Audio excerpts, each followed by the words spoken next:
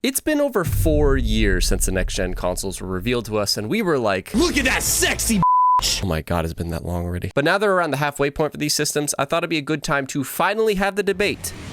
Who has had the better next-gen experience so far? PlayStation 5 or Xbox Series S and X? Not to wage wars, wave flags, or anything like that, but instead looking at some sales numbers, critical reception, exclusives, but most of all, just my personal experience as somebody that has owned all these systems since year one. Why?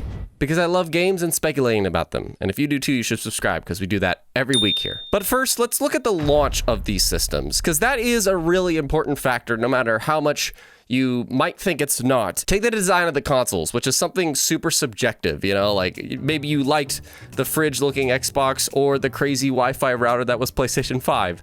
I personally think the PlayStation 5's design is still something that's just out of this world. I like the Alienware ridiculousness of it personally, even though I can't stand it up on my entertainment stand. So you got to give versatility to the Xbox Series S and X, that especially the S, because that thing is like just basically a big thick book. And each of these consoles kind of had their own big advantage, I would say. There's a few things, but I would say especially Xbox's quick resume feature, letting you kind of bounce in and out of a lot of single player games especially, and the PlayStation 5's DualSense controller. That thing with its haptic feedback and whatever, like, it is truly an experience. But PlayStation had the bigger advantage, I would say, in its launch, and that was the game lineup.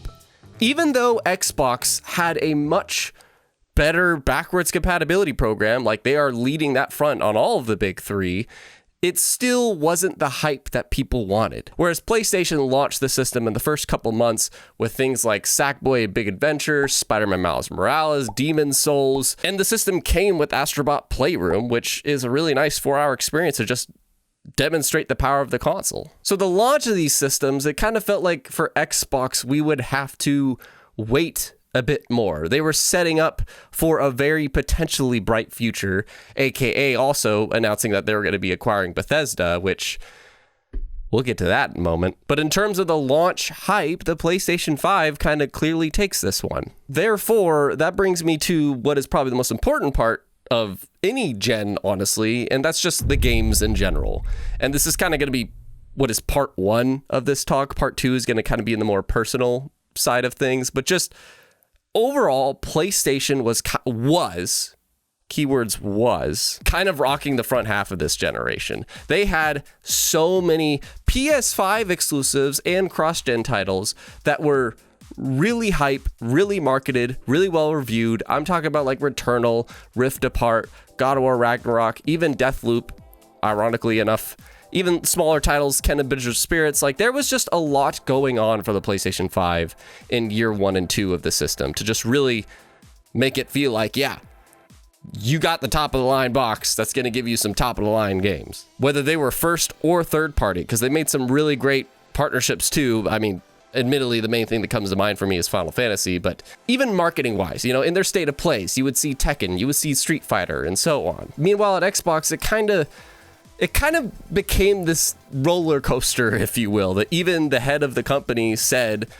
this is kind of a disaster in 2022 when he was speaking about their release schedule. There were some absolute highs that I personally loved. Like the back end of 2021, they had Age of Empires 4, Psychonauts 2, Halo Infinite, Forza Horizon 5, which was like one of the most critically well-received games of the whole gen so far. But the issue with those games is that even though they were critically well-received, a lot of people started to get a bit confused. Xbox had this messaging situation where you could enjoy it on the PC, on the Xbox, on the cloud, whatever. And that's when they really started to lean into that, even though they were making great games. It's almost like people were starting to devalue those games because of how easily accessible they were. But when it comes to the quality, there is no arguing. People just want to discriminate against Xbox a lot of the times, but shout out to Colt Eastwood for putting together this graphic. It's true. When you look at the reviews and the releases that these guys have done in their first 3 or 4 years of these systems, it's been pretty equal in terms of the critical ratings. Yeah, PlayStation has had more remasters and remakes, but at the end of the day, they are both making really good stuff. But do you remember earlier when I said like PlayStation was rocking the front half of this gen? That's because their marketing has been even more than Xbox's. Even people at Xbox admit, like, PlayStation has the privilege of spending more on their marketing budgets than we do. And because of that, that's what really won the widespread appeal of gamers and like the mainstream market. And it's understandable. Like, PlayStation 5 has managed to outsell Xbox pretty much at least 2-1 with like 60 million consoles versus nearly 30 million. That's around roughly the numbers that we can get right now. And people that are waving flags, they're just going to define that. The sales of the consoles, that's what defines it. PlayStation 1. Hold on, because not only are we not done with this generation yet, we have to talk about the services. You see, there's these reports that even though we're still not done with this gen, PlayStation and Xbox are kind of like maxing out their console sales right now and who they can reach. And the real thing that's the growth factor is these services, is their online user base, is their digital sales. Yes, PlayStation Plus has more subscribers than Xbox Game Pass. But the thing is, Xbox earned the title Best Value in Gaming with Game Pass because of their day one release thing. That is something that PlayStation, they've been worried about Game Pass for a while, and they even so much so decided to revamp their tiers to kind of face Game Pass in 2022 during a year that Game Pass was going really slow. They were really hoping to maybe scoop up that market during that same year that Phil Spencer was like, hey, this is a disaster. But even with the premium tier with PlayStation Plus, they were still not offering day one releases. They were offering things like, trial the game, and a year or two later, we'll add it to this, but that still wasn't day one, which takes us to 2023, where Xbox finally had this cadence of, if you're a Game Pass person, we're going to treat you right. They had something in January with Hi-Fi Rush, and then April, May, September, November, October?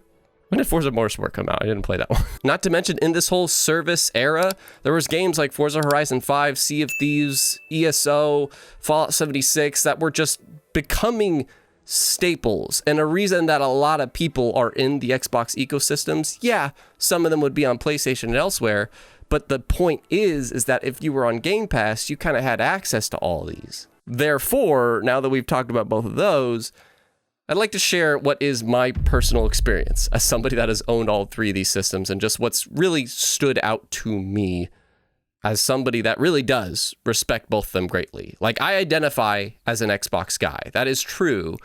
But PlayStation 5 has given me a lot more next-gen feeling titles.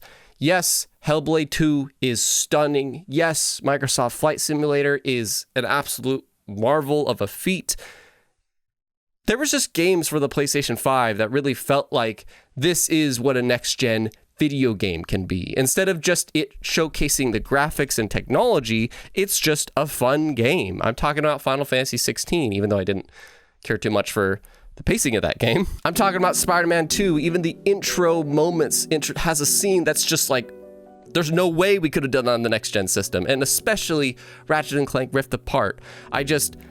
And cross-gen titles too, like God of War Ragnarok, yes, looks great and plays great and everything, but Horizon Forbidden West especially, not only is it one of the best looking games I have ever played, but it is a game. It plays good. Like, I think Hellblade 2 looks better than Horizon Forbidden West, but Horizon Forbidden West is a much more fun game. The thing that I really appreciate most at Xbox isn't the graphics, because that's just not what's most important.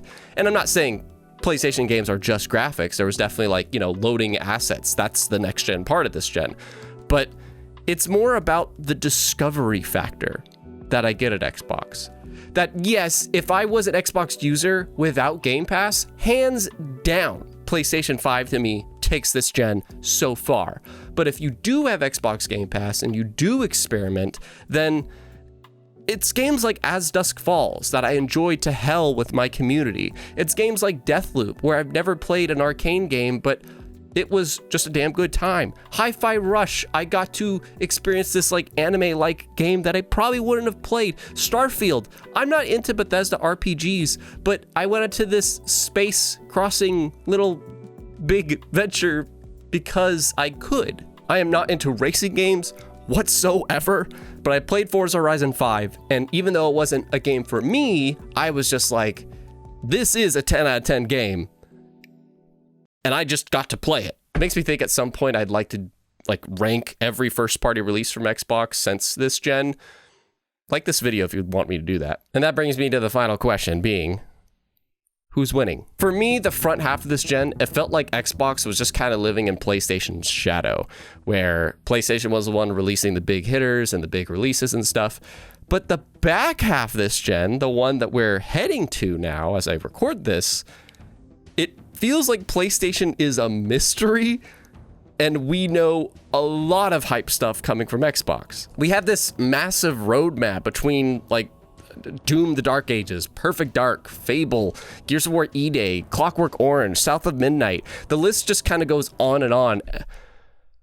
Oh my God, Everwild is still a thing. The biggest problem that Xbox has is they need to clean up their messaging. That is for sure. They need to clean up the messaging of play it day one on Game Pass, what they are releasing to, what they are trying to do. Like, yeah, when everyone plays, we all win is great, but they just need to nail down their identity a bit better. But at least the games are plentiful over here.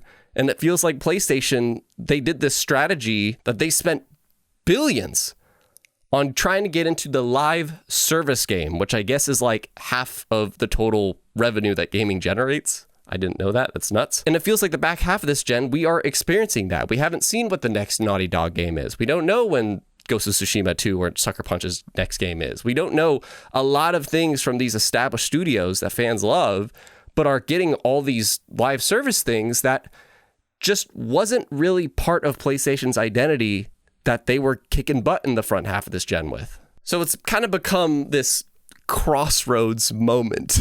I am far more excited about the machine that we are finally seeing Xbox become, where they are turning out games from all these different developers, you getting to play them day one if you choose to pay for the subscription for it. And even if you don't, there's a lot of stuff to try regarding first party. So I'm definitely much more excited about the future of Xbox. I've enjoyed Xbox more, but I recognize that PlayStation is kind of much more the hype mainstream thing, or at least it was. Because especially with people like Square Enix and Sega and more starting to realize that exclusives just aren't going to make them money anymore, and even PlayStation themselves realizing that, like putting their live service games on Steam, they're going to have to really start banking on their first parties. And it seems like Xbox is finally getting in that rhythm of them doing exactly that. But believe it or not, Xbox might be ending things early in 2026 with their next system that is going to have the craziest launch lineup ever, in my opinion. Learn more about that here and let me know what you think of this gen in the comments down below. Yeah! That looks like alien shit.